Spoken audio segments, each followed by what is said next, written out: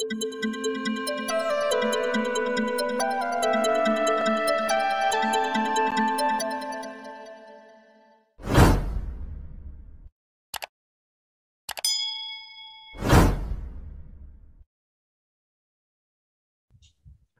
kita mulai.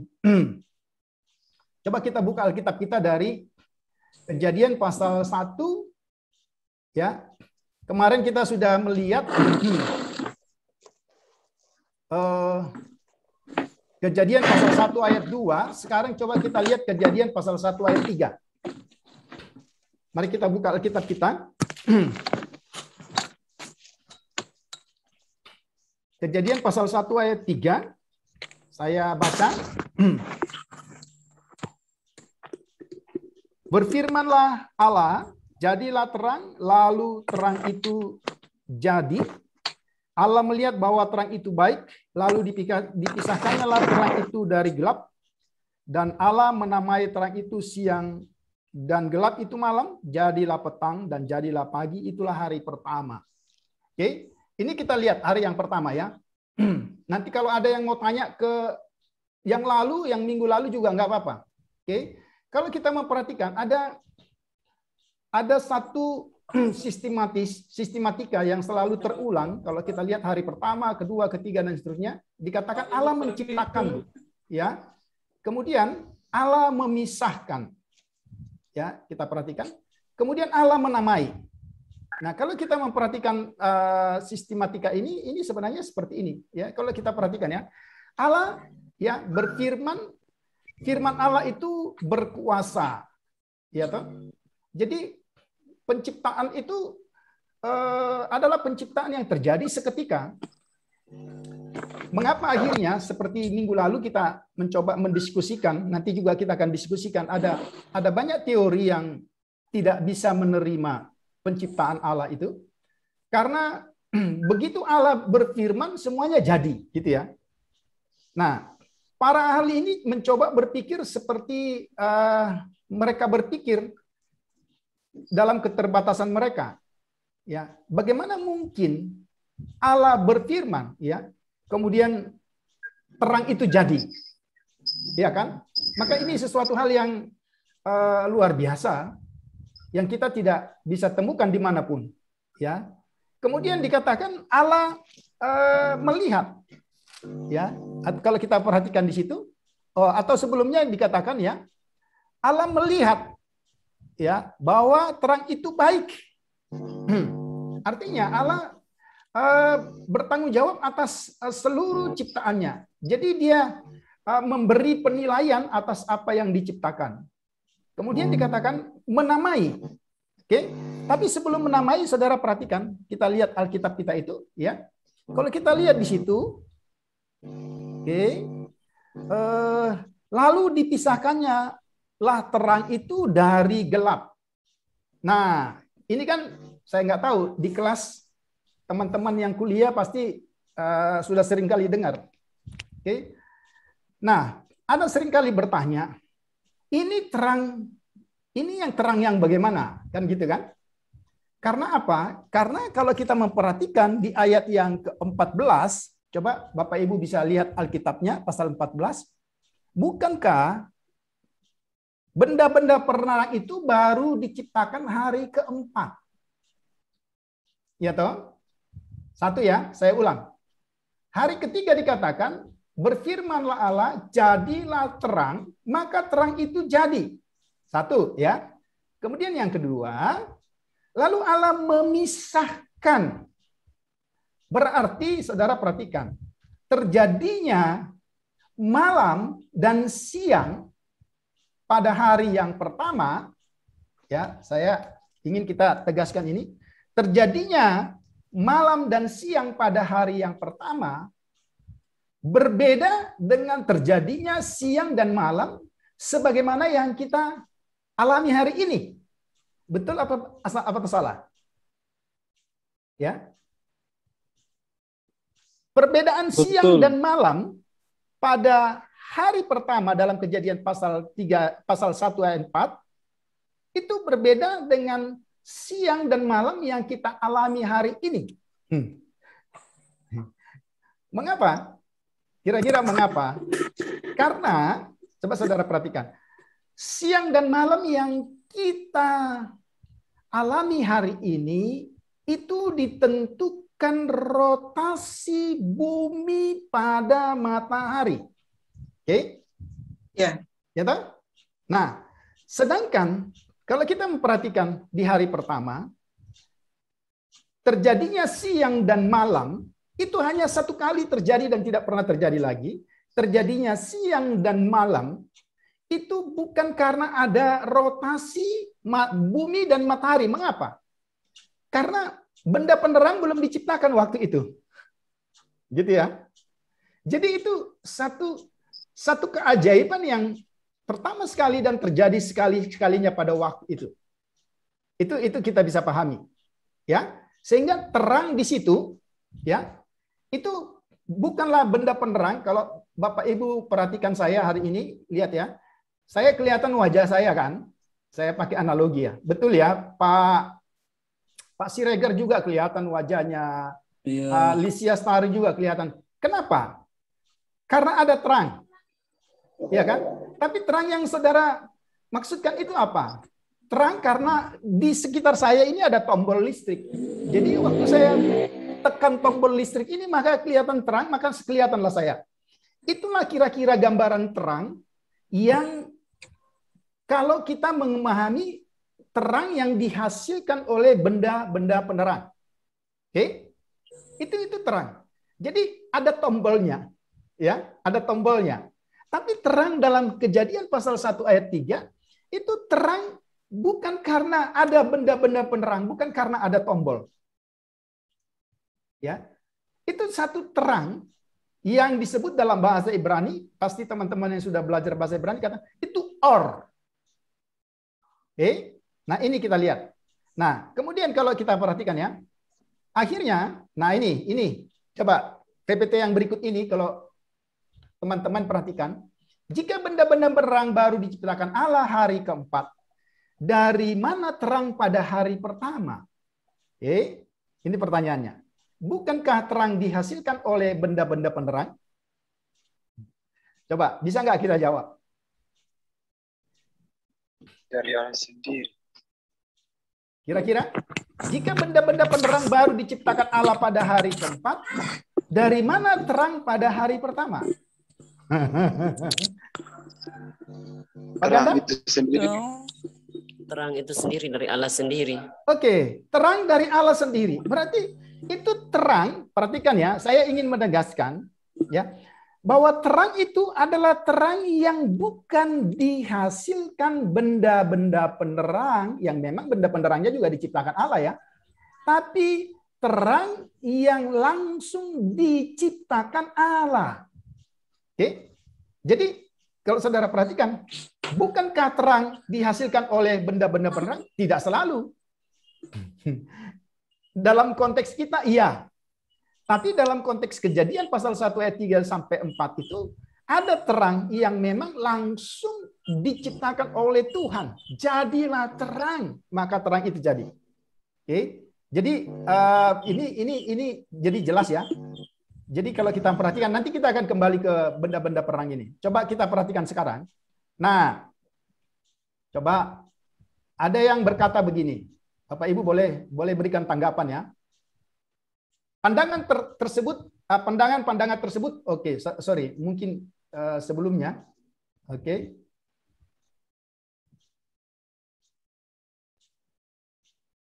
Nah ini, kalau teman-teman perhatikan, terang itu ada karena kehadiran Allah sendiri. Ya, ini pandangan-pandangan loh, lihat judulnya ya. Ya, terang itu ada karena kehadiran Allah sendiri. Karena Allah adalah terang. Coba, benar nggak ini? Ya, coba Yohanes 8 ayat 12. Iya. Silakan salah seorang membaca.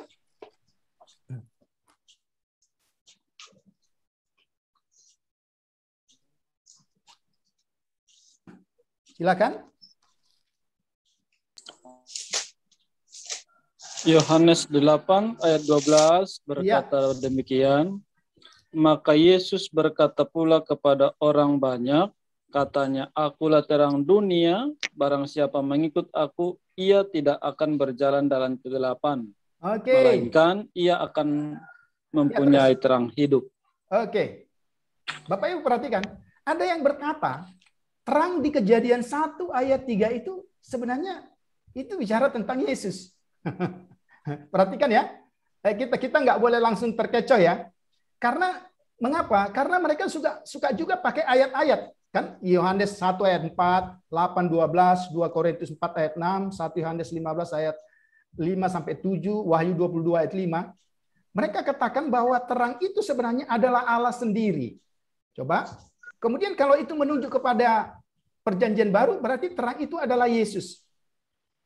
Ibu Hana setuju nggak? Setuju. Karena Pak, saya nih ngintip-ngintip Pak.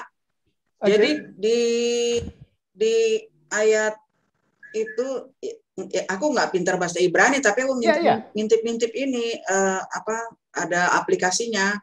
Itu kalau di ayat berapa tuh 14 ya tadi ya? Iya. Terang itu bahasa terang itu bahasa Ibraninya adalah Maore. Ya. Jadi emang beda gitu loh dari sintaksisnya aja gitu. Oke, Ibu Hana sudah setuju. Ini bukan masalah sudah betul apa belum ya? Atau ya kita mau diskusi. Pak Ganda setuju nggak? Kalau terang itu adalah Allah sendiri dan kalau kita lihat kepada perjanjian baru itu berarti menuju kepada Yesus. Setuju nggak? Pak Ganda? Setuju dong. Akulah terang dunia. Ya, si Martin sudah ketawa dia. Ya. Atau Martin gimana? Ada kalau dari saya Bapak, memang saya setuju. Setuju ya. Oke, sudah 2 yang setuju. 2 yang harus bertobat hari ini. Oke. Bukan. Oke. Pak Daniel, Daniel. Ada Daniel di sini? Ya. Gimana kamu setuju? Ada. Ya, saya setuju karena memang Allah itu adalah terang sendiri. Karena ya, saya setuju. Itu ada ayatnya tadi tuh. Oke. Good. Untung ada Zoom ini. Oke. Apa ini? Wilhelmus. Kalau saya memang kalau menurut saya di perjanjian baru itu saya lupa ayatnya, ada yang mengatakan Tuhan bilang akulah terang dunia. Ini sudah ada di apa ini? Di PPT ini. Sudah ada. Yohanes 8 ayat 12. Oke. Jadi betul ya, kamu setuju ya? Betul, saya setuju deh ini karena terang itu ada karena Tuhan, karena kehadiran Allah. Oke. Ini saya penasaran. Listnya Staru, ini sudah 3 orang yang bilang setuju. Listnya Staru, gini nih enak nih. Iya Bapak. Gimana? Ya, saya sama dengan Bapak dengan teman-teman yang lain. Jangan bilang saya bilang sama loh. Saya bilang sama loh. Jadi Bapak belum berpendapat? Iya, belum. Oke. Saya berpendapat sama dengan teman yang lain. Oke, dengan Ibu Hana. Daniel nggak ketok ya? Mungkin kalau ketok dia mungkin bisa bukan, mungkin masalah jaringan ya. Oke, nggak apa-apa, tapi Daniel bisa dengar ya. Nah, sekarang Pak Ganda. Kalau saya tidak setuju ini. Tidak setuju? Tidak setuju ini. Iya. Karena di ayat 3 itu dikatakan kan, berfirmanlah Allah, jadilah terang. Oke. Bukan, Allah tidak bilang karena aku terang itu ada. Oke. Jadi gini. Jadi saya pikir ini ada hubungannya dengan Allah menciptakan pada mulanya Allah menciptakan langit dan bumi dan air, kan sudah ada air kan di situ. Berarti sudah ada air dan sudah ada langitnya. Saya pikir ini ada bias-bias cahaya yang ditaruhkan Allah ke benda-benda tersebut, makanya itu yang dia katakan diciptakan. Oke, ini menurut saya begitu. Sudah masuk penafsirannya, tapi paling tidak Pak Ganda bilang tidak setuju. Nah, iya. Iya. Ini jebakan Batman ya. Saudara perhatikan. Terang itu adalah karena kehadiran Allah sendiri, karena Allah adalah terang. Tapi saudara perhatikan, itu ada ayat-ayatnya ya. Wow, kalau ada ayat-ayatnya kan berarti kan benar kan? Tanda kutip. Selalu kan kalau ada ayat-ayatnya, apakah selalu harus benar? Tidak selalu harus benar. Saudara perhatikan. Kalau dikatakan Yesus adalah terang dunia, oke, Yohanes 8 ayat 12, apakah itu sama Ibu Hana dengan terang pada hari pertama? Beda. Karena Yesus bukan sesuatu yang diciptakan oleh Allah. Jadi itu beda sekali. Ya, perhatikan. Karena dikatakan berfirmanlah Allah, jadilah. Ya. Nah, sekarang saya mau kasih tunjuk Yohanes pasal 1 ayat 3. Oke, Yohanes pasal 1 ayat 3. Boleh salah seorang membaca?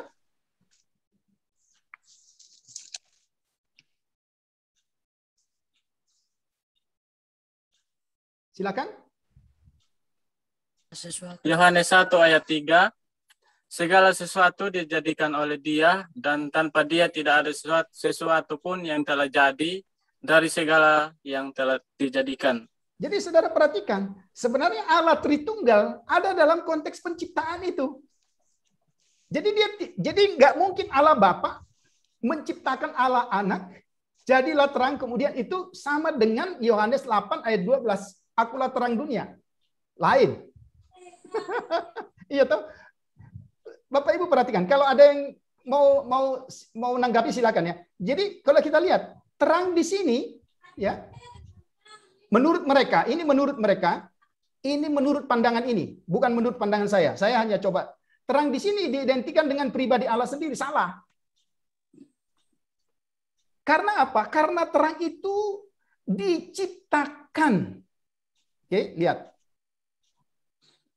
Terang dalam ayat 3 ada. Lihat ini ya. Karena diciptakan Allah, maka dia ada. Berarti sebelum diciptakan, terang itu tidak ada. Betul nggak? Ayo, siapa yang mau menyangkal? Betul nggak? Sebelum diciptakan Allah, terang itu ada apa enggak? Tidak ada. Belum, ya. Ya. Nah, kalau kita katakan terang itu adalah Allah, kemudian perjanjian baru bilang terang itu adalah Yesus, berarti ada saatnya Yesus belum ada. Karena baru diciptakan. Pengertiannya ke situ ya maksudnya. Iya. Jadi kita harus ingat bahwa Allah Tritunggal itu adalah Allah yang punya Allah pencipta ya. Betul. Dan terang itu kan jadi gini. Nah, apakah Tuhan Yesus diciptakan? Kan tidak. Ya kalau kita saksi Yehova ya.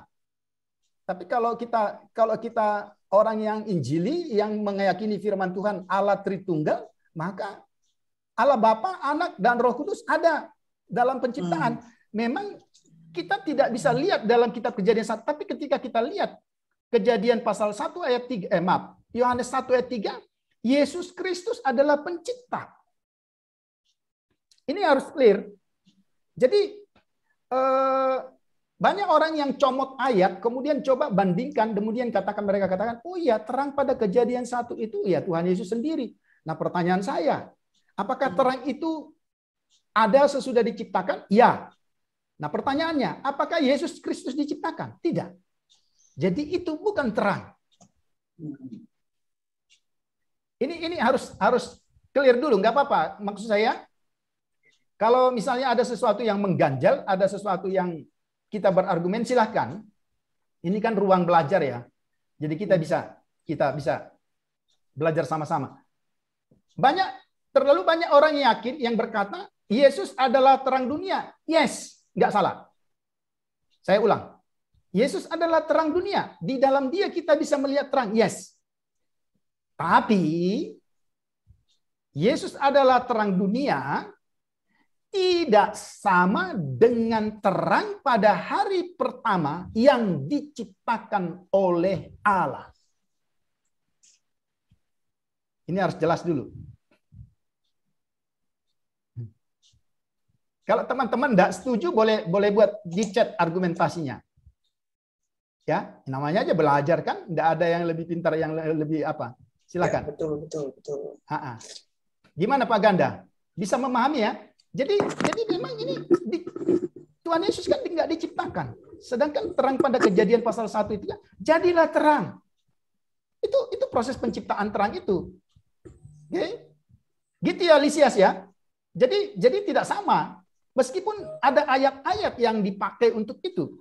Mengapa? Karena memang di khotbah-khotbah kita seringkali dengar ini dan ini keliru, teman-teman. Maaf, saya harus katakan. Itu kira-kira. Gimana Pak Ganda? Kasih komentar? Ya, menurut saya juga begitu, Pak. Okay. Terang yang di penciptaan dengan di kitab Yohanes itu kan sudah dalam isinya saja sudah beda. Ini kan kita membahas terang yang sudah kelihatan kan dibanding dengan terang Yesus sebagai terang, itu kan ini sudah beda dia punya pengertian. Iya. Hanya memang kita seringkali terjebak gini loh Bapak Ibu ya, saya mau katakan seringkali kita terjebak karena banyak orang yang memakai ayat referensi. Nah, ini gunanya kita belajar. Jadi kita tidak boleh terkecoh. Kita harus kembalikan ayat itu kepada konteksnya. Konteks dalam kitab Kejadian adalah bagaimana Tuhan menciptakan terang. Oke, itu satu. Sedangkan konteks kitab Yohanes, bagaimana Yesus menjelaskan dirinya yang sudah ada sebelum Abraham ada. Berarti menjelaskan dirinya dalam kekekalan. Sehingga tidak mungkin dia diciptakan. Ini harus clear. Oke. Saya nggak mau kita selesai Zoom ini masih ada bintang-bintang di atas kepala. Ini harus clear. Saya setuju, Pak. Oke, ya. Tapi nggak apa-apa. Ini Zoom ini kan ini terbuka ya. Saya hanya memfasilitasi saja. Jadi kita belajar sama-sama. Tidak ada apa ya. Oke. Nah, kalau itu sudah jelas, maka kita sekarang coba lihat. Oke. Allah memisahkan terang dengan gelap ya. Jadi tidak ada penjelasan ya. Kita tidak bisa lihatnya. Terjadinya siang dan malam konteks hari pertama ya karena dipisahkan oleh Allah berbeda pada hari keempat. Ya enggak? Nanti kita lihat hari keempat.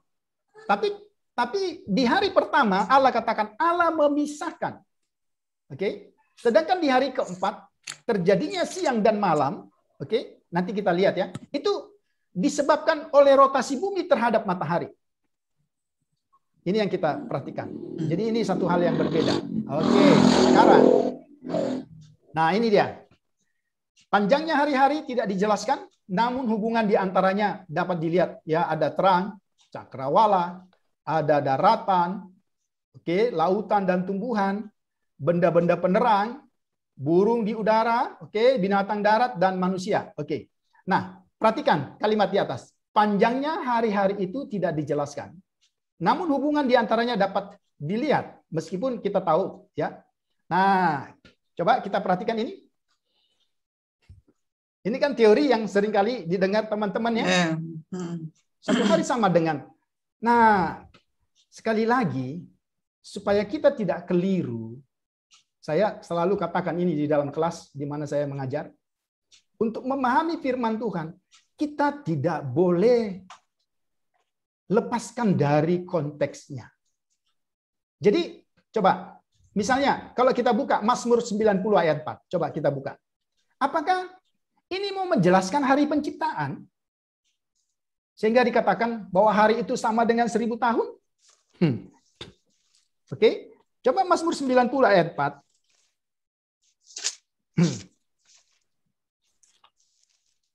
Oke. Saya baca ya. Iya. Mazmur 90 ayat 4.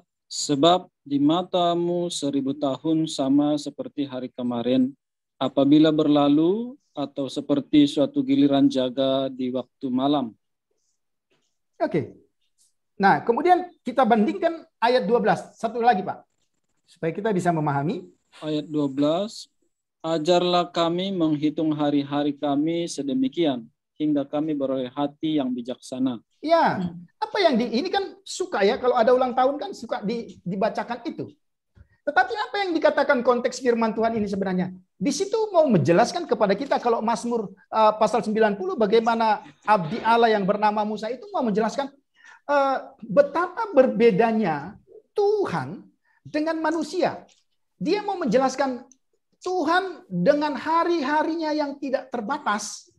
Saya ulang, dengan hari-harinya yang tidak terbatas dibandingkan dengan manusia yang hari-harinya terbatas. Ini sekali lagi, ini bahasa puisi. Oke, saya harap nanti satu waktu kita bisa belajar kitab puisi ya. Nah, tapi yang saya maksudkan, bahasa puisi itu adalah bahasa yang tidak harus dimengerti secara literal, harfiah. Tapi itu penggambaran. Oke, itu satu ya. Jadi, satu hari sama dengan 1000 tahun. Kalau Bapak Ibu perhatikan ayat yang keempat kan dikatakan sebab di matamu 1000 tahun sama seperti. Bukan sama, tapi sama seperti. Oke, dalam bahasa aslinya juga tidak ada masalah di situ. Sama seperti. Berarti pemazmur di sini ingin membandingkan betapa tidak terjangkaunya pemikiran Tuhan, hari-hari Tuhan yang tidak terbatas itu. Oke, ini clear dulu. Ya, kemudian kita pindah supaya kita bisa lihat 2 Petrus 3 ayat 8. Seorang yang lain boleh membaca selain Pak Ganda, boleh teman-teman yang lain baca. Saya 2 Bapak. Petrus 3 ayat 8. Saya Bapak. Ya, silakan. Akan tetapi saudara-saudaraku yang kekasih, yang satu ini tidak boleh kamu lupakan, yaitu bahwa di hadapan Tuhan satu hari sama seperti 1000 tahun, dan 1000 tahun sama seperti satu hari. Oke, sekali lagi ya. Jadi kalau sudah belajar ini, mulai menafsirkan firman Tuhan seperti itu. Sama seperti, bukan sama kan? Sama seperti. Betul kalimatnya? Oke. Tapi yang ingin saya jelaskan, konteksnya apa? Nah, Kenapa Petrus bilang begitu? Karena ada orang yang mulai mengeluarkan ejekan-ejekan. Katanya Kristus mau datang. Dari dulu dikatakan Kristus mau datang.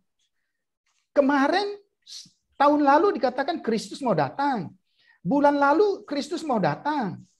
Minggu lalu Kristus mau datang. Hari ini Kristus. Lah ini, coba. Maka Petrus katakan, dia ingin menjelaskan satu hari sama seperti 1000 tahun itu ingin menjelaskan ketidakterbatasan waktu Tuhan dalam pandangan manusia. Kalau kita kan satu hari ya jelas satu hari. Tetapi ternyata bagi Tuhan yang tidak terbatas, kita tidak bisa menghitung. Oke? Jadi kalau dikatakan satu hari ya, satu hari di dalam kitab Kejadian, saya ulang. Kalau dikatakan satu hari di dalam kitab Kejadian itu sama dengan 1000 tahun, nanti saudara akan lihat apa jadinya kita.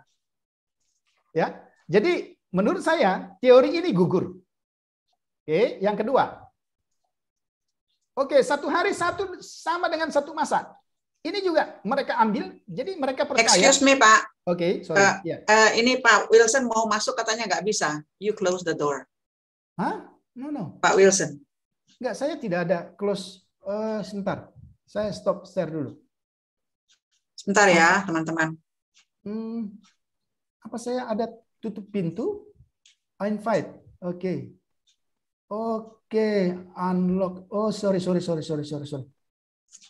Oke, coba udah bisa masuk belum? Sudah dibuka ya, Pak ya? Iya. Oke. Ini Mario Rihi. Siapa? Oke, admit. Oke, sorry. Ya, ini juga masih ada yang mau gabung tapi tidak bisa masuk di link yang dikirim. Ini saya sudah buka. Mario sudah masuk. Oke. Sebentar. Pak siapa tadi? Wilson. Enggak ada namanya. Ini mungkin tertutup tadi. Ini saya sudah invite. Dia pakai ID ini. Enggak, ini kelihatan. Andre. Ini kelihatan. Andrew George. Kelihatan. Ini kelihatan, enggak ada. Ini kan Mario Rihi baru masuk ya. Sudah masuk dia. Oke. Nah, ini buktinya si Mario sudah oke. Tidak ada di kotak. Boleh dicoba lagi, Bu? Boleh info Ibu bisa masuk lagi? Ya, karena saya sudah saya chatting.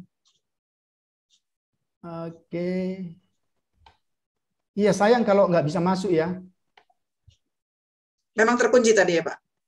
Oh ya, oke, ini dia. Oke, admin. Oke, Wilson. Sudah. Oke. Oke. Sorry, Mr. Wilson. Oke. Minta maaf. Tadi kelihatannya terkunci. Oke, mungkin ada terpencet. Tapi ya, makasih. Iya, oke. Jadi kita maaf kami tadi sudah duluan bincang-bincang. Oke, terima kasih. Ya, kita lihat ya. Jadi sekali lagi, seringkali orang memakai ayat ini, ya, Mazmur 90 ayat 4, 2 Petrus 3 ayat 8, untuk berkata sebenarnya hari dalam penciptaan, kita tadi bicara tentang hari Pak Wilson, hari dalam penciptaan itu sama dengan 1000 tahun. Gitu ya. Nah, padahal kalau kita belajar Alkitab, satu, kita harus lihat konteksnya. Konteks di Mazmur itu menjelaskan, Mazmur 90 khususnya, itu menjelaskan bagaimana konteks Allah yang tidak terbatas hari-harinya dibandingkan dengan konteks hari-hari manusia. Itu jelas. Jadi tidak menjelas, bahkan di kalimat dalam bahasa asli maupun dalam bahasa Indonesia sama seperti. Jadi tidak sama di situ dikatakan. Tapi ada kata seperti. Ada dalam bahasa itu seperti itu.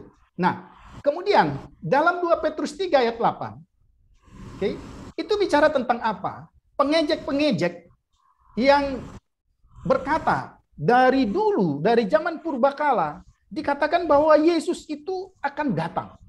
Kita harus lihat konteksnya. Tetapi kok sampai hari ini dia tidak datang? Padahal kalau kita lanjutkan sebenarnya 2 Petrus 3 ayat 9 kan jelas alasannya. Supaya tidak seorang pun binasa, kan gitu ya. Tapi yang ingin dijelaskan dalam 2 Petrus ini mau menjelaskan bagaimana waktu Tuhan yang berbeda dengan waktu manusia. Artinya begini, Bapak Ibu. Ayat-ayat ini tidak boleh dipakai menjadi alasan bahwa hari pertama, kedua, ketiga, keempat harus dihitung 1000 tahun. Nanti saya akan kasih ayat yang mendukung lagi. Oke? Jadi ini jelas. Kalau Bapak Ibu sering kali mendengar. Jadi ini teori ini batal.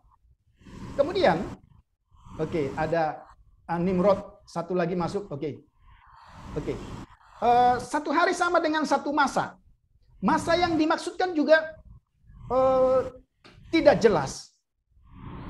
Dan Bapak Ibu tahu kalau kita terima ini, maka hari-hari dalam penciptaan dalam kitab Kejadian pasal 1 itu berarti juga tidak jelas. Panjangnya tidak jelas. Ya. Nah, sebenarnya ini ulahnya siapa? Ini ulahnya teori, penggagas teori evolusi, itu pasti. Ya, nanti kita akan lihat. Nah, coba kita lihat lagi ya. Jadi Bapak Ibu perhatikan. Yang ketiga, satu hari sama dengan 24 jam seperti sekarang? Yes.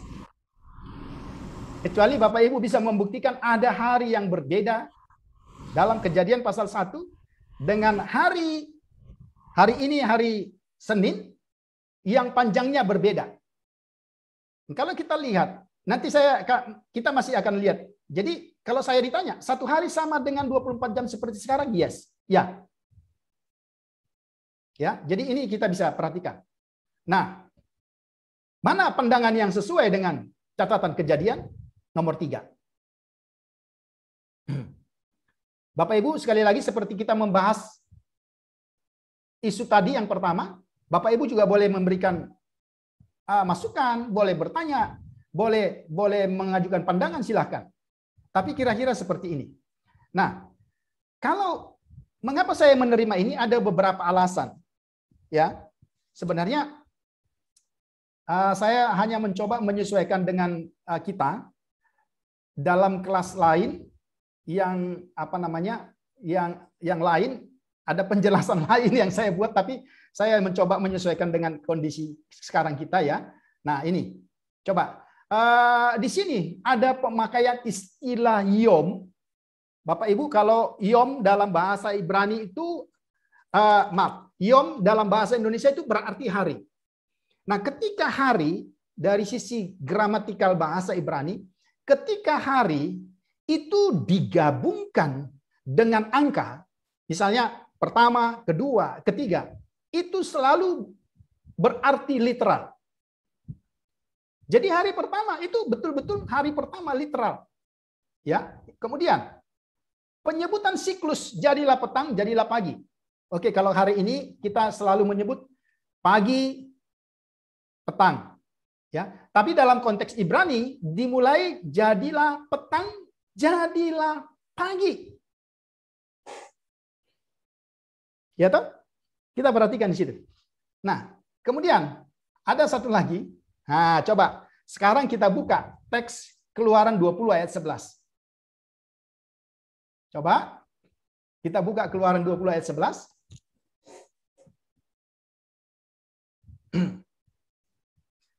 Boleh salah seorang membaca? Silakan. Keluaran 20 ayat 11. Keluaran 20 ayat 11. Sebab 6 hari lamanya Tuhan menjadikan langit dan bumi, laut dan segala isinya, dan ia berhenti pada hari ke-7. Itulah sebabnya Tuhan memberkati hari Sabat dan menguduskannya. Oke. Bapak Ibu perhatikan. Apa yang bisa kita mengerti dari situ? Jadi memelihara Sabat itu karena alasan penciptaan. Sebab 6 hari lamanya Tuhan menciptakan langit dan bumi dan segala isinya. Hari ke-7 dia berhenti. Betul ya? Saya nggak salah ya? Betul ya? Itu Alkitab katakan. Coba. Kira-kira sekarang kita ikut teori yang pertama tadi ya. Ini misal. Kita ikut teori yang pertama tadi. 1000 tahun ya. Oke. Tadi yang baca siapa? Lisias ya? Oke. Sekarang coba ulang Lisias. Sekarang kira-kira kamu baca Keluaran 20, tapi kamu ganti semua kata hari dengan 1000 tahun. Ya. Oke, kita lihat. Coba kita buka semua Alkitab kita ayat 11. Berarti gimana cara bacanya? Saya baca ya. Oke, saya baca. Sebab 6.000 tahun lamanya Tuhan menjadikan langit dan bumi, laut dan segala isinya, dan ia berhenti pada hari ke-7.000. Pada hari ke-7.000, pada tahun ke-7.000. Itulah sebabnya Tuhan memberkati hari Sabat dan menguduskannya. Pertanyaan saya, pernahkah bangsa Israel melakukan Sabat? Kalau Tuhan menciptakan dunia ini satu hari dengan 1000 tahun. Apa yang dia katakan di dalam kitab Kejadian bedakah dengan yang dia katakan di dalam kitab Keluaran? Ayo. Ada logikanya di situ ya. Karena salah satu alasan merayakan Sabat, Tuhan pakai pola kerja yang dia tinggalkan. 6 hari lamanya aku. Hari ke-7 kamu berhenti. Ya kan? Bisa nangkep ini? Iya, Pak. Jadi teori itu batal. Bukan kata saya. Kata Alkitab. Betul nggak? Ya kan? Loh, alasan kita merayakan Sabat itu ya, yang kemudian nanti hari Minggu. Oke, kenapa itu hari Minggu? Ya, nggak ada di Alkitab. Nanti kita bisa lihat. Itu kalau dalam pelajaran berikutnya kita bisa apa? Tapi yang saya ingin katakan jelas sekali. Hari ketujuh hari beristirahat. Tuhan meninggalkan pola kerja. Nah, satu kali seorang mahasiswa tanya saya, coba Bapak Ibu bisa jawab nggak? Pertanyaan ini sudah saya jawab, tapi kira-kira Bapak Ibu bisa jawab, kasih masukan. Dia katakan begini, Pak Tobing, saya tanya dua hal yang berkaitan. Ya, dia tanya begini. Kenapa ya? Satu, kenapa ya Tuhan hanya menciptakan dunia ini 6 hari? Oke. Catat baik-baik pertanyaan itu. Kenapa ya Tuhan hanya menciptakan dunia ini 6 hari? Ya, saudara jangan jawab, ya mau-maunya Tuhan gitu. Kalau saudara jawab begitu, siapapun bisa jawab kan? Oke, jadi maksud saya jangan pakai jawaban itu. Jadi nggak boleh lagi jawab begitu ya. Itu yang pertama. Kenapa sih Tuhan menciptakan seluruh dunia ini hanya 6 hari? Oke. Oke. Yang kedua, kenapa Tuhan menciptakan manusia pada hari ke-6? Hanya dibalik. Kalau tadi 6 hari, sekarang kenapa manusia menciptakan Tuhan pada hari ke-6? Saudara akan katakan lagi jawabnya, ya mau-maunya Tuhan. Oh, itu bukan jawaban. Oke, ayo apa? Ini Pak Nimrod Sula. Terima kasih Pak. Minta maaf kalau tadi sempat terkunci Pak ya, maaf. Oke, sama dengan Pak Wilson sempat terkunci. Kira-kira gimana jawabnya? Kenapa Tuhan hanya menciptakan seluruh isi dunia ini 6 hari? Yang sulit diterima kepalanya oleh para teolog liberal sehingga mereka membuat teori yang macam-macam. Kenapa? Ayo.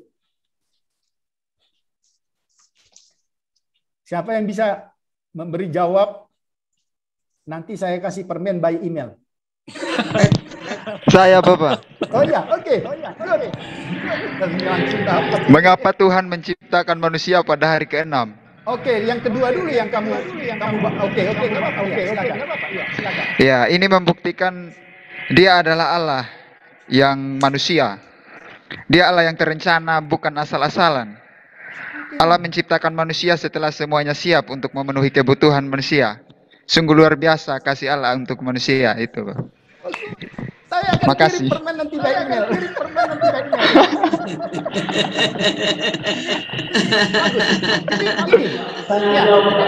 Ini jawaban yang luar biasa. Itu jawaban yang Bapak Ibu. Kira-kira tempatkan manusia itu pada hari pertama. Maaf, kita coba bayangkan ya. Kita tempatkan manusia itu pada hari pertama. Itu manusia itu apa ya? Kata orang Kupang itu lolo gitu. Apa ya Pak Nimrod lebih tahu itu. Tidak tahu apa-apa. Enggak mengerti mau buat apa. Enggak ada yang mau Bloon. Tapi kalau hari ke-6, perhatikan. Supaya semua yang telah diciptakan Tuhan itu disediakan oleh Allah untuk manusia. Maka teman-teman, maaf siapapun kita, tidak ada alasan untuk tidak berhenti pada hari Sabat. Ya, ada yang bilang, Pak, sorry ya, aku nggak bisa ibadah. Saya tanya, waktumu tiap hari ada berapa jam sih? Saya bilang. Dia bingung, loh kenapa Pak tanya gitu? Iya, saya punya waktu 24 jam loh. Kamu punya waktu 22 jam ya. Kalau 22 jam ya, kamu boleh alasan lah nggak ibadah. Saya mau tanya, ada hari yang berbeda? Perbedaan waktu iya jalan, wita, wit, ya. Tapi hari isinya kan 24 jam. Sama semua. Nah, dan Alkitab katakan Tuhan sudah menyediakan segala yang kita perlukan. Dia meninggalkan pola itu. Wow. Bagus ya jawabannya? To the point, jelas. Jadi karena Tuhan mau menyiapkan dulu segala sesuatu. Maka hanya ada satu alasan. Mengapa Sabat tetap bekerja? Dan saudara lihat dalam tradisi Yahudi itu sadis luar biasa. Ya. Hanya ada satu alasan. Apa? Alasan apa? Serakah. Keserakahanlah yang membuat manusia terus mau bekerja. Manusia tidak lagi menjadi tuan akan pekerjaan, tetapi menjadi budak akan pekerjaan. Jadi budaknya pekerjaan. Jadi pekerjaan yang ngatur saya. Saudara tahu apa yang dijawab Yesus ketika dia menyembuhkan pada hari Sabat, di mana orang Yahudi ingin mencoba ini, dia katakan, hari Sabat untuk manusia atau manusia untuk hari Sabat? Hari Sabat untuk manusia. Hari Sabat untuk manusia. Berarti kita yang harus menjadi tuan atas pekerjaan. Wah, jawaban pertama good. Wah, senang saya. Ini kita dapat pengetahuan baru. Jadi memang Tuhan siapkan. Tapi jawaban yang nomor 1 belum dijawab. Saya nggak tahu kenapa dijawab nomor 2 dulu tadi. Kenapa Tuhan menciptakan dunia hanya 6 hari? Pak Nimrod. Ya. Kira-kira kenapa? Ya, suka-sukanya Tuhan, Pak, gitu. Enggak ya. Enggak. Ada kalau ya. Karena apa? Kenapa seperti itu? Itu tadi, Keluaran 20 ayat 11 jelas sekali. Oke? Jadi, sebenarnya Tuhan menciptakan dunia ini 6 hari dengan alasan dia ingin meninggalkan satu pola kerja yang pernah dia lakukan waktu dia menciptakan segala sesuatu.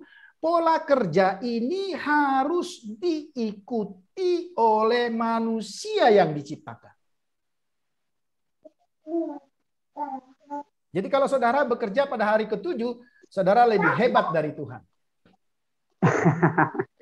Ya, walaupun dikatakan Tuhan beristirahat pada hari ke-7 bukan karena capek, tapi kita lihat nanti dalam sesi berikutnya ya. Itu jelas. Karena Tuhan tidak terbatas. Jadi jawaban yang kedua adalah supaya manusia punya pola yang disebut dengan pola kerja. Itu ya. Oke, kita lanjutkan. Teman-teman kalau ada yang mau tanya silakan ya.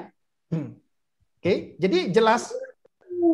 Kemudian kita lihat lagi hari kedua. Coba sekarang, ini kita masih Kejadian pasal 1 ayat keberapa ini? Coba sekarang ayat yang ke-5. Ayat yang ke-6. Boleh salah seorang membaca?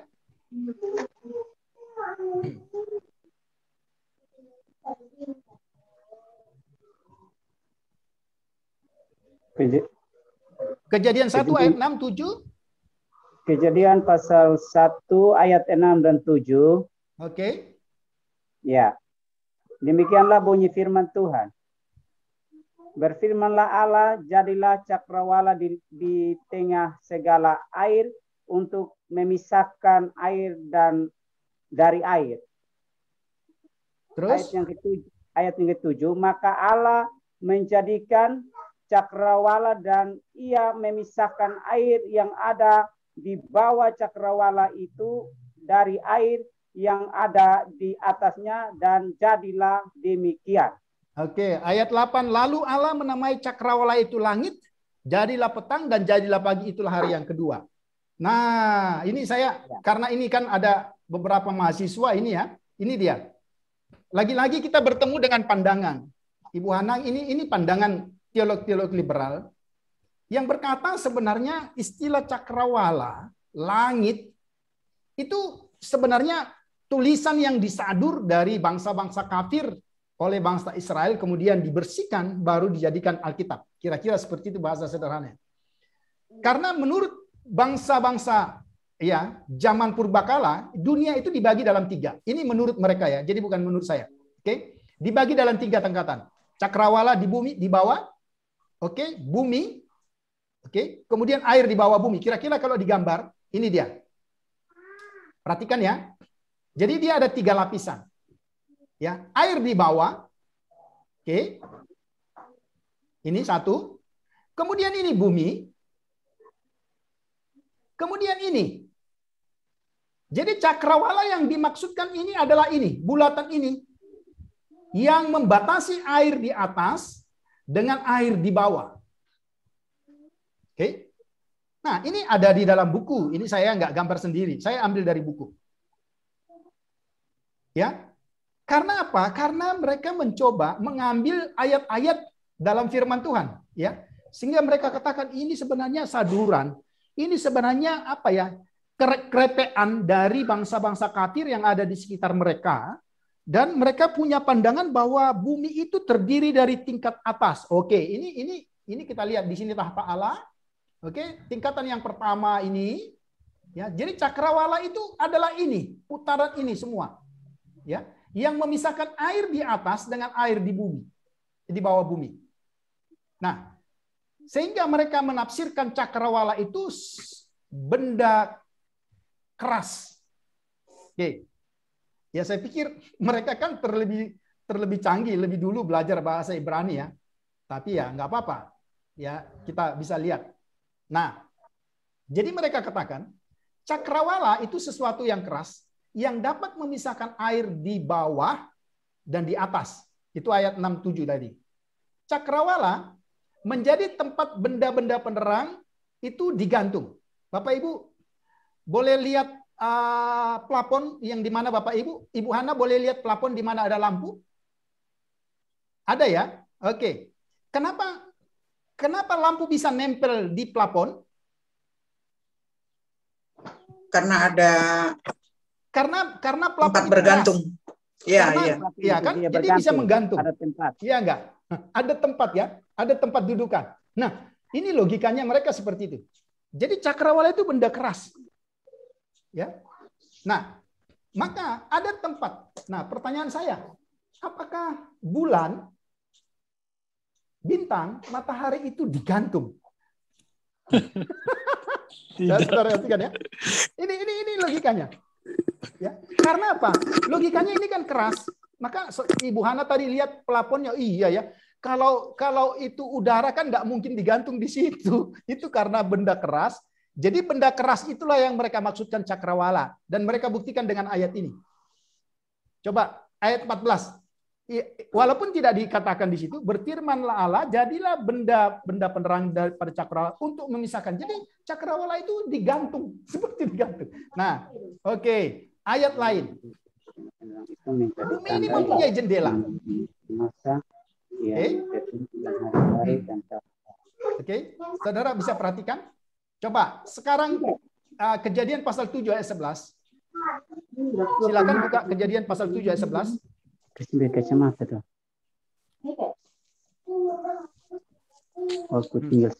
Boleh salah seorang membaca? Kejadian 7 ayat 11. 7 ayat 11. Pada waktu umur Nuh 600 tahun, pada bulan yang kedua, oh ya. Ya, betul? Oh iya betul. Ya, oke. Pada bulan yang kedua, pada hari yang ke-17 bulan itu, pada hari itulah terbelah segala mata air samudra raya yang dahsyat dan terbukalah tingkap-tingkap di langit. Iya, berarti langit itu punya jendela. Ya tuh, dia ada jendelanya. Tuhan buka itu maka turun air hujan semua dan sebagainya. Ya, coba sekarang kita pakai yang seringkali ya, ini ayat-ayat ini suka dipakai orang-orang tertentu ya. Oke, Maleakhi 3 ayat 10. Oke, Maleakhi 3 ayat 10. Silakan baca. Salah seorang baca, ayo. Maleakhi 3 ayat 10. Ini ayat ini sudah sangat terkenal. Maleakhi 3 ayat 10. Maleakhi 3 ayat 10. Iya. Bawalah seluruh persembahan persepuluhan itu ke dalam rumah perbendaharaan supaya ada persediaan makanan di rumahku, dan ujilah aku. Firman Tuhan semesta alam, apakah aku tidak membukakan bagimu tingkap-tingkap langit dan mencurahkan berkat kepadamu sampai berkelimpahan? Oke. Yang ingin saya tanya kepada Bapak Ibu, waktu saudara baca ayat itu dan ayat-ayat lain yang ada di situ, nanti kan PPT ini saya share ya, jadi nggak usah khawatir. Pokoknya jelas dulu semua. Apakah yang dimaksudkan ayat itu bahwa memang langit ini memiliki jendela, sehingga ketika kita memberi persembahan, Tuhan buka jendelanya dan dia tuangkan itu semua berkat?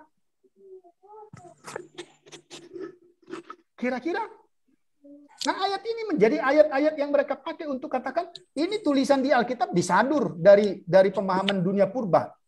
yang berkata dunia atau cakrawala itu sebenarnya benda keras di mana air di atas, di bawah bisa terpisah. Dan itu harus kita akui, memang cakrawala itu bisa memisahkan air. Tapi apa pengertian cakrawala? Kalau Bapak Ibu perhatikan, ada satu hal, makanya nanti satu waktu kita akan membahas kitab puisi. Ada satu hal yang perlu kita mengerti, bahwa di dalam Alkitab, Bapak Ibu catat baik-baik dalam pikirannya, ada jenis sastra yang disebut dengan puisi.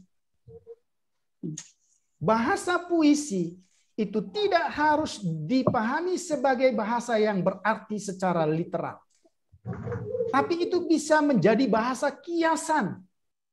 Bahasa yang ingin menggambarkan tentang Tuhan dan segala sesuatu. Ya, nah, maka kalau kita memperhatikan dalam pembacaan ini kita bisa lihat.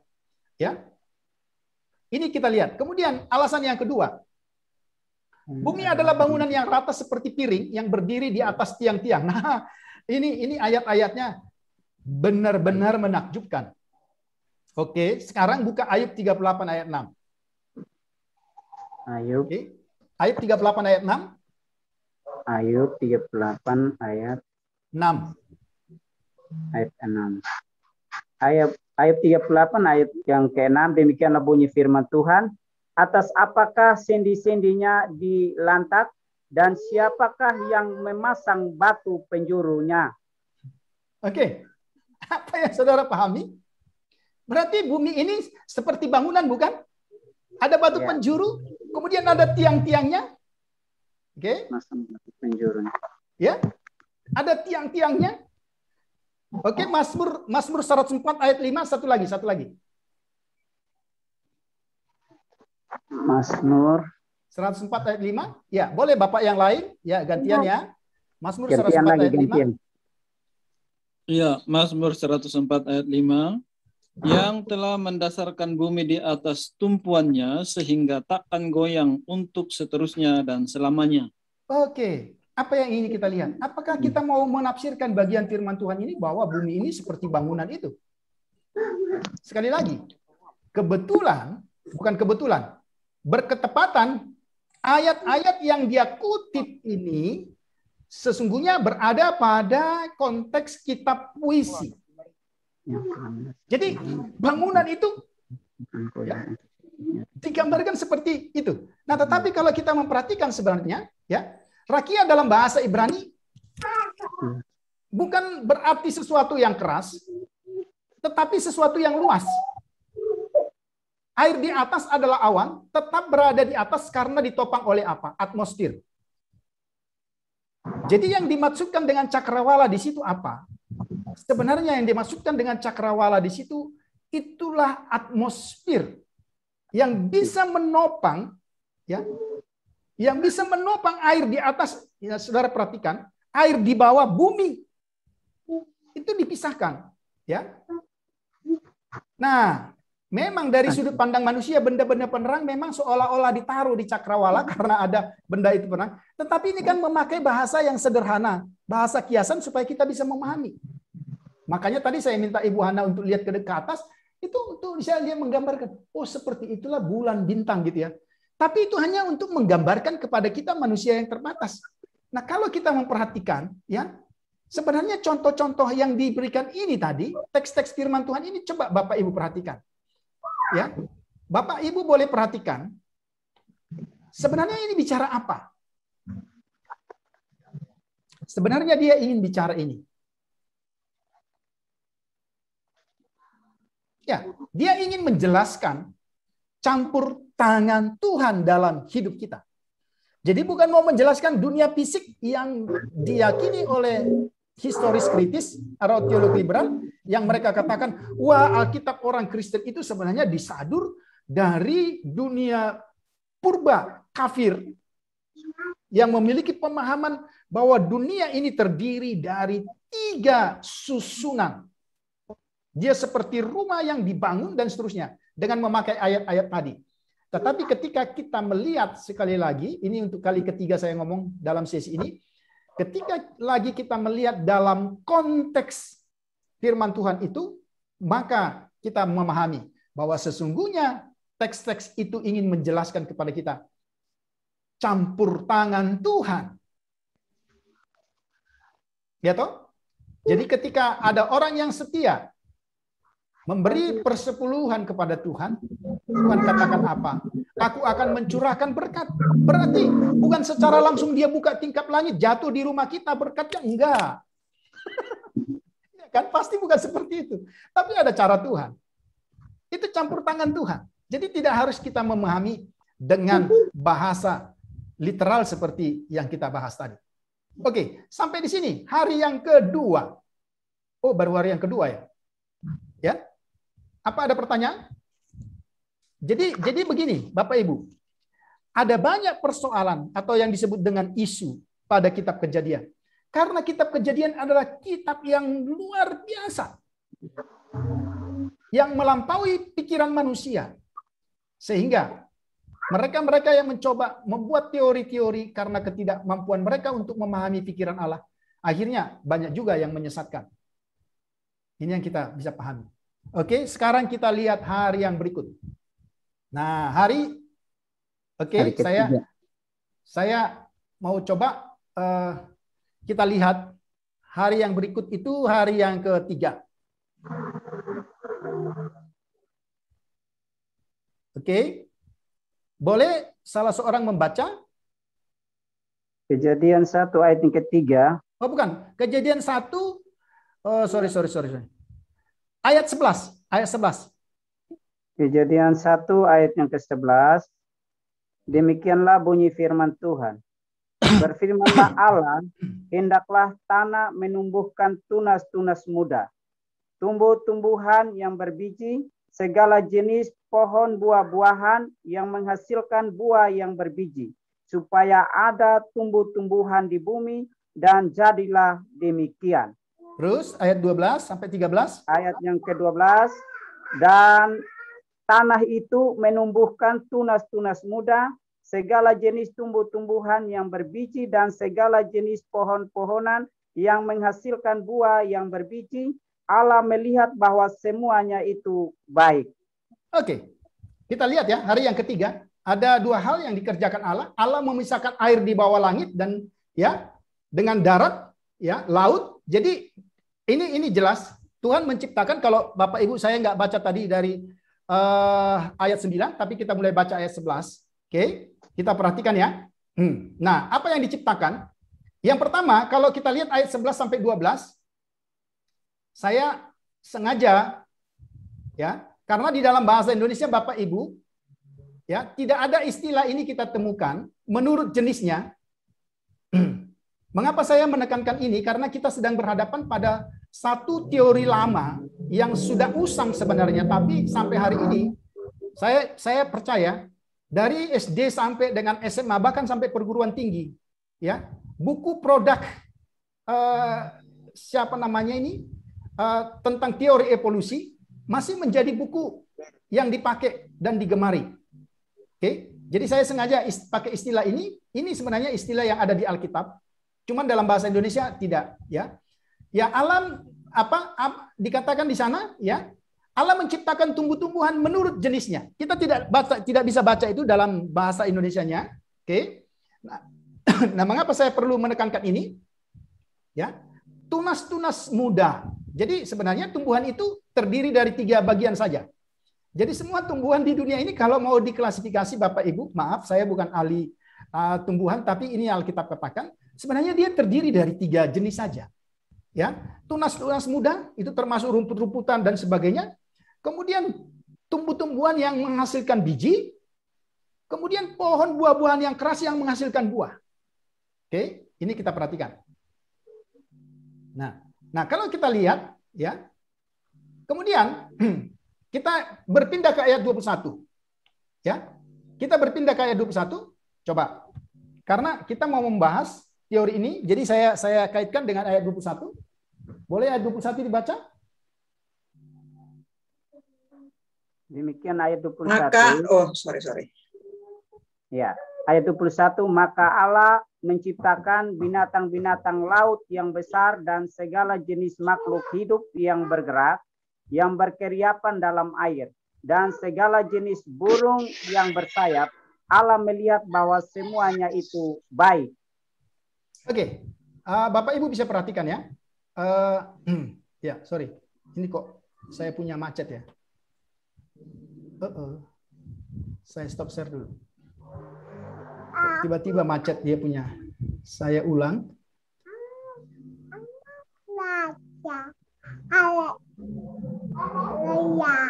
Oke, nah, jadi saya mau menggabung hari ketiga kelima karena kita berhadapan dengan satu teori yang disebut dengan teori evolusi.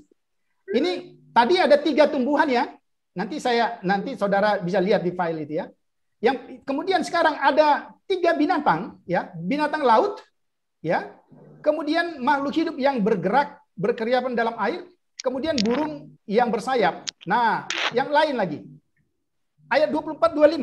Nanti kita mau lihat. Kita baca aja dulu 24-25. Silakan. 24-25. Berfirmanlah Allah, hendaklah bumi mengeluarkan segala jenis makhluk yang hidup, ternak dan binatang melata, dan segala jenis binatang liar, dan jadilah demikian. Allah menjadikan segala jenis binatang liar, dan segala jenis ternak, dan segala jenis binatang melata di muka bumi. Allah melihat bahwa semuanya itu baik. Oke, perhatikan ya. Jadi binatang itu 3 ya. Ternak, binatang melata, binatang liar. Oke, mengapa saya menggabungkan ya hari ketiga dan kelima? Karena tadi ada file yang saya lompati, Bapak Ibu, ada file yang saya lompati karena kita berhadapan dengan satu teori yang disebut dengan teori evolusi. Oke, ini dia. Jadi hari ketiga kelima, oke, sebenarnya termasuk dengan hari yang ke-6 ya, tapi kita coba batasi di sini dulu. Karena ada teori evolusi yang berkata seluruh kehidupan di bumi, tumbuhan, binatang, dan manusia berkembang dari sebuah sel purba yang pernah ada dari samudera raya purba. Sel itu berkembang terus ke dalam berbagai arah melalui pembagian sel dan seterusnya. Oke? Oke, ini kata Darwin. Oke, ini bukan kata-kata saya. Maka kita lihat ya, hari ketiga kelima saya coba menggabung tadi. Kita akan lihat lagi bagian itu tadi ya. Nanti kita lihat. Nah, ini dia ternak. Oke. Lihat, ini dia ya. Kalau gambar teori evolusi kan kira-kira seperti ini. Ya, penciptaan dan evolusi. Ya, penciptaan Allah tidak menciptakan sel primitif, tetapi Allah menciptakan segala makhluk menurut jenisnya. Jadi tidak ada istilah mutasi, Bapak Ibu. Ya, tidak ada perpindahan dari satu jenis ke jenis lain. Ini yang ditawarkan, ini yang mengotori pikiran manusia mulai dari SD sampai ke perguruan tinggi. Ada cerita tentang teori evolusi dan saudara perhatikan gambar itu, ya. Satu kali saya bilang sama mahasiswa, coba sekarang yuk berdiri. Semua berdiri. Loh, mereka heran, kenapa Pak? Iya, berdiri aja. Kemudian maaf, coba pegang bokongmu. Pegang. Apa itu istilahnya? Tulang belakang. Loh, kenapa? Iya, coba raba. Ada benjolan nggak di sana? Enggak ada, Pak. Oh, berarti teori evolusi nggak benar ya. Karena dulu kalau kita mengikuti teori evolusi, dulu kan kita punya ekor. Lama-lama ekor itu hilang. Tapi kan masih ada bekasnya. Karena apa? Itu lihat gambar itu. Itu kita dulu. Nah, guru-guru, ya pengajar-pengajar mengajarkan ini di sekolah-sekolah sampai perguruan tinggi. Alkitab katakan apa? Ya, memang kata menurut jenisnya tidak jelas dalam bahasa Indonesia, ya nggak apa-apa. Ya. Dan tidak ada istilah mutasi. Saya mau cerita, ya. Saya mau cerita dengan kesaksian saya sendiri. Saya dulu pernah melayani sebagai hospitality, ya. Jadi apa itu tamu-tamu waktu saya masih di Batu itu ada dokter dari Jakarta, dari mana-mana. Misalnya di akhir perkuliahan sudah selesai, saya akan bawa mereka rekreasi lah di Kota Batu gitu ya. Kota Batu yang dingin, penuh buah, bunga, dan sebagainya. Nah, ada satu dokter dari Jakarta, saya bawa, ayo Pak, kita jalan-jalan. Karena semua kan itu ditanggung sama lembaga. Jadi saya hanya membawa mereka kemana mereka suka. Hiburan sudah 1 minggu mengajar di kelas. Nah, kemudian dia bilang begini, Pak Tobing, boleh nggak kita ke tempat buah? Oh iya Pak, nggak apa-apa, nggak masalah. Tapi saya mau cari pir apel. Wow, saya belum tahu kalau ada pir apel itu, dulu saya belum tahu. Tapi kan saya namanya membawa beliau ini kan harus tahu toh. Oke, Pak, saya bilang. Akhirnya saya bawa dia ke Selekta. Kalau Bapak Ibu, oh iya, ini hanya Ibu Hana yang punya rumah ada di Batu. Jadi saya bawa mereka ke Selekta. Satu tempat yang luar biasa, yang bagus, indah, pemandangan, dan di situ buah-buah. Tapi saya katakan ke Bapak, Bapak tunggu aja, atau Bapak lihat-lihat. Saudara tahu, saya mulai cari-cari. Saya tanya, kan saya malu kalau saya nggak tahu apa pir apel itu. Jadi akhirnya saya tanya masnya, Mas ada ya pir apel? Terus dia katakan gitu, ada. Saya lihat, boleh saya coba? Boleh. Saya coba. Saudara tahu, rasanya memang seperti pir dan apel. Saudara, apa yang ingin saya katakan dengan ilustrasi singkat ini? Tidak pernah ada mutasi, apel berubah menjadi pir atau pir menjadi apel. Kalaupun mereka dicangkokkan, mereka akan ada 2 jenis itu akan ada pada satu buah. Tetapi kita sudah dibodohi selama ini oleh teori evolusi. Kucing bisa berasal dari apa saja. Manusia bisa berasal dari apa saja. Padahal Alkitab katakan Tuhan menciptakan tumbuhan menurut jenisnya. Bapak Ibu silakan cek. Cek guru biologi, apa yang dimaksud dengan menurut jenisnya? Menurut jenisnya bahwa hanya itulah jenis yang akan berkembang kepada jenisnya. Misalnya, kalau saya menggambarkan A, jenis A. Oke? Dia tidak akan pernah berkembang menjadi jenis B. Ini yang disebut dengan mutasi. Bapak Ibu tahu, apa kerugian kita dengan teori Darwin? Berarti Tuhan tidak pernah menciptakan dunia ini dengan segala isinya.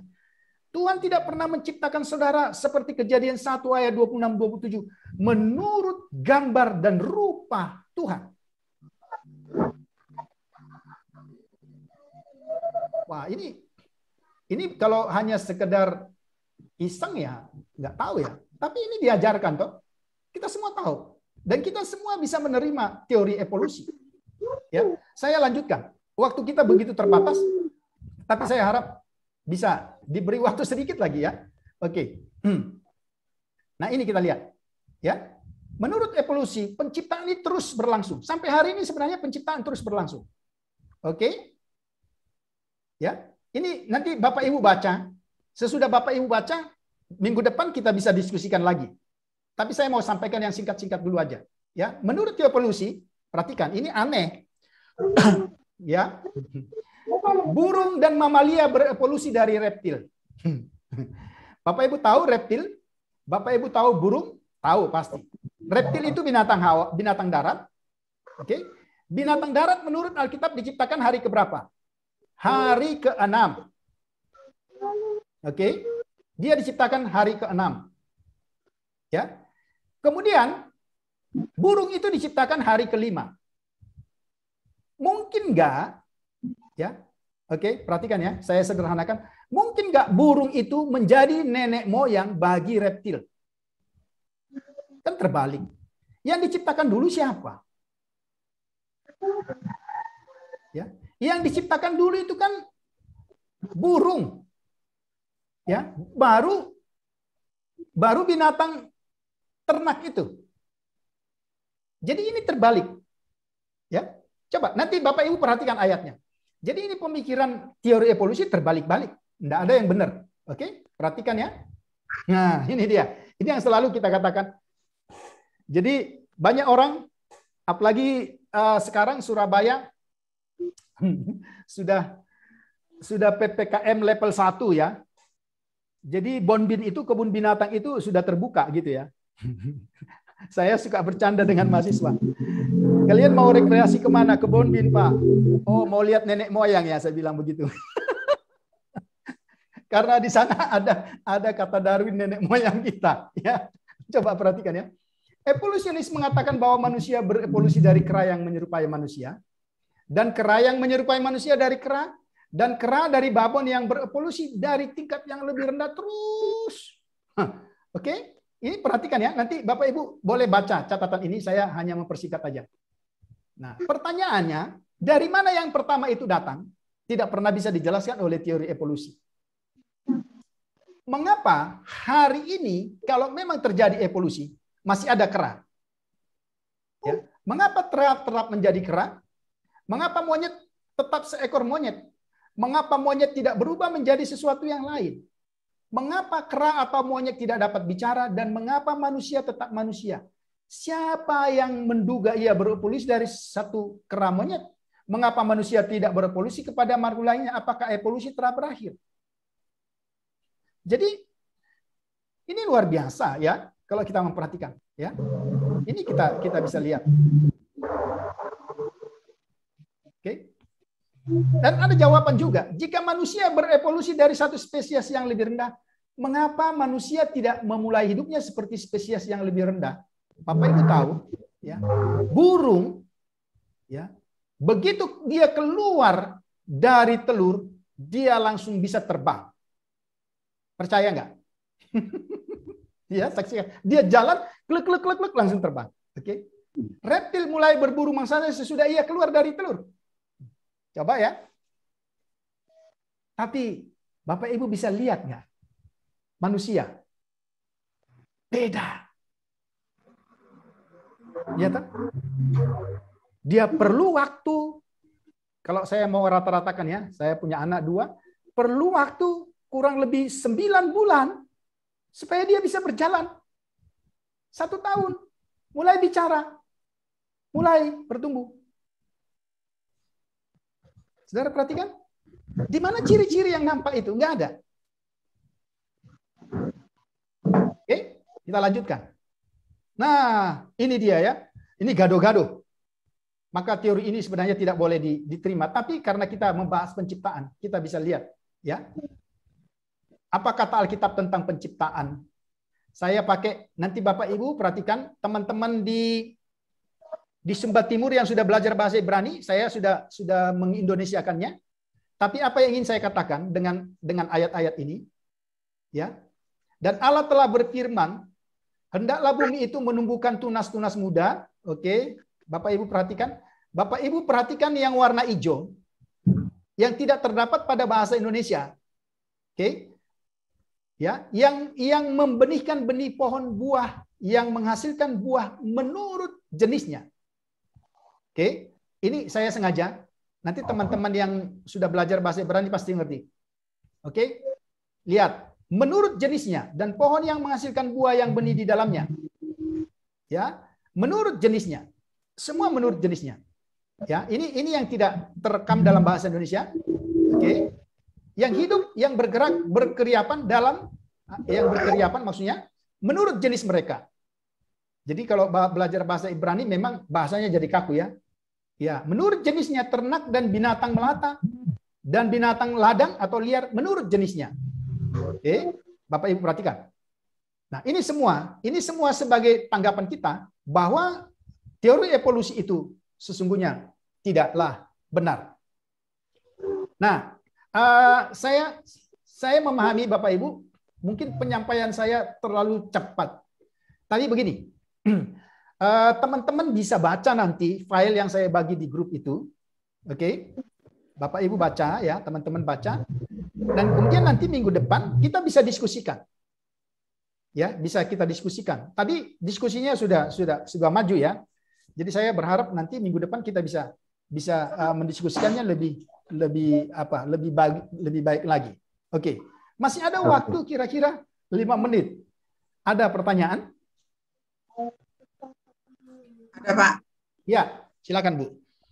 Ini yang mengganggu pikiran saya khususnya karena ada punya cucu ya sekarang, senang sekali dengan dinosaurus. Oke. Ya, dinosaurus itu kan juga termasuk pengembangan dari teori evolusi kan Pak ya. Dan itu sebentar Pak, aku sebentar. Dan film-filmnya sangat digemari, sangat laris juga ya. Ya, kira-kira menurut bagaimana kita berpikir gitu loh. Bagaimana kita harus menyikapi. Ya, memang itu dalam konteks, jadi saya selalu memang bicara konteks, walaupun ini harus dihindari. Dalam konteks entertain, ya, itu sah-sah saja. Tapi kalau kita lihat istilah dinosaurus, memang apa namanya, nama-nama itu tidak dijelaskan di dalam Alkitab. Itu jelas. Oke? Hanya memang kalau kita melihat, ya, nah, inilah, jadi Alkitab tidak mengekspos. Sebenarnya kalau kita mau mencoba melihat dinosaurus dalam konteks penciptaan, itu bisa juga kita bisa melihat dalam binatang-binatang apa ya, yang mungkin kalau kita nanti kita baca kitab Ayub, ya. Nah, jadi sebenarnya yang ditampilkan dalam dinosaurus itu lebih kepada fiksi. Itu yang kita memang harus memberi arahan, bimbingan kepada siapa saja yang menonton. Nah, memang ini akhirnya orang berpikir, apakah dinosaurus itu diciptakan Tuhan? Nah, itu pertanyaannya. Dan saya pikir kalau itu bicara tentang binatang-binatang raksasa yang memang tidak dijelaskan Alkitab, itu bisa masuk dalam kategori binatang-binatang darat dan binatang-binatang liar yang tadi. Jadi kalau kita melihat, jadi sebenarnya jenis binatang itu hanya ada 3 saja kalau menurut Alkitab. Tapi apakah dinosaurus itu masuk pada binatang darat raksasa yang memang tidak dijelaskan? Ya, kalau kita bisa melihat misalnya waktu Nuh, ya, membawa masuk sepasang binatang-binatang itu. Nah, apakah di dalamnya itu termasuk, ya? Apakah binatang raksasa atau dinosaurus itu masuk dalam kategori binatang raksasa seperti gajah kah, seperti binatang apa? Tapi itu memang tidak dijelaskan oleh Alkitab. Memang saya menyadari itu, dan ini semua fiksi. Ini bukan fakta. Jadi menurut saya mungkin kita perlu menjelaskan aja. Kita perlu memberi penjelasan kepada anak cucu kita yang mungkin gemar dengan seperti itu. Nah, yang salahnya memang kenapa tidak ada cerita tandingan yang bersifat biblika gitu ya, yang harusnya bisa dibuat, ya toh? Ya, itu memang satu dilema. Nah, coba nanti Ibu Hana juga bisa searching. Apakah memang dinosaurus ada di Alkitab? Kalau kita memperhatikan, itu memang yang menurut apa yang saya dapat tangkap, itu juga salah satu bagian promosi dari teori evolusi. Yang saya lihat. Betul, Pak. Nah, jadi memang mau nggak mau kita harus bisa memberi penjelasan. Ya, hanya memang sekarang ini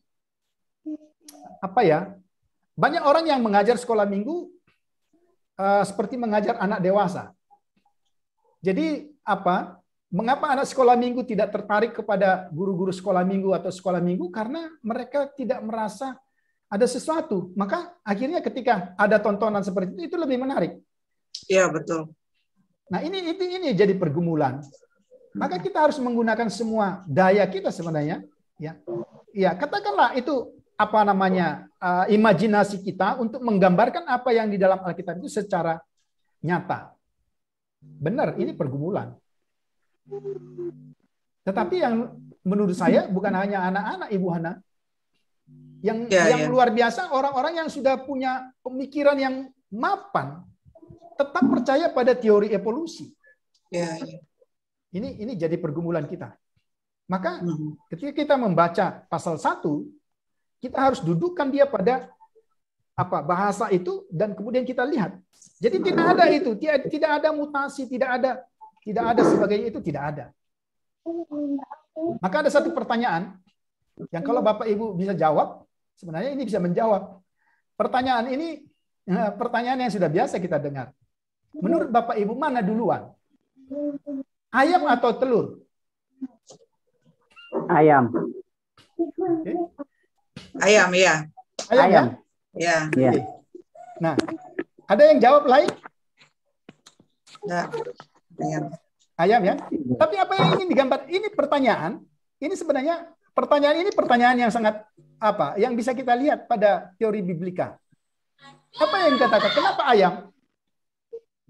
Karena semua yang diciptakan Tuhan itu tidak pernah mengalami apa? Kalau telur ya, tidak pernah mengalami apa yang disebut proses. Tapi dia langsung jadi. Saudara, ngerti ini? Ya. Jadi tidak ada satu proses yang panjang. Dia langsung jadi. Dia langsung ayam. Dia nggak pernah jadi telur. Ya kan? Maka ada guru sekolah minggu yang tanya begini. Adik-adik, kita kuis ya. Oke. Siapa manusia yang tidak pernah jadi anak-anak? Siapa Pak Ganda? Manusia yang tidak pernah jadi bayi. Adam. Tidak ada. Adam. Perhatikan. Adam dan Hawa, Pak. Ya. Oke. Kemudian siapa yang nggak punya tali pusar? Saudara tahu fungsinya tali pusar ya, menghubungkan makanan dari ibu ke anak. Kira-kira yang nggak punya. Ya ini kalimat-kalimat. Ya yang nggak punya tali pusar siapa? Ya Adam. Karena dia nggak pernah dikandung. Tali pusar itu bagaimana sumber makanan dari ibu ke anak. Ke anak, ke janin. Nah itu. Jadi apa ya? Inilah yang sulit bagi akal manusia yang terbatas. Kok kita ini jadi secara instan, cek, nggak perlu proses. Tapi evolusi itu perlu proses jutaan tahun bahkan miliaran tahun. Mereka bisa mengukur tampangnya batu-batu itu, lihat kerut-kerut batu, kemudian mereka menyimpulkan, oh batu ini sudah berasal dari jutaan tahun yang lalu. Padahal Tuhan menciptakannya begitu langsung. Gitu. Ini. Oke. Saya pikir kalau masih ada pertanyaan silahkan. Tapi kalau sudah nggak ada, ya memang kesepakatan kita berakhir sampai di sini. Ya, waktunya habis. Iya. Waktunya habis.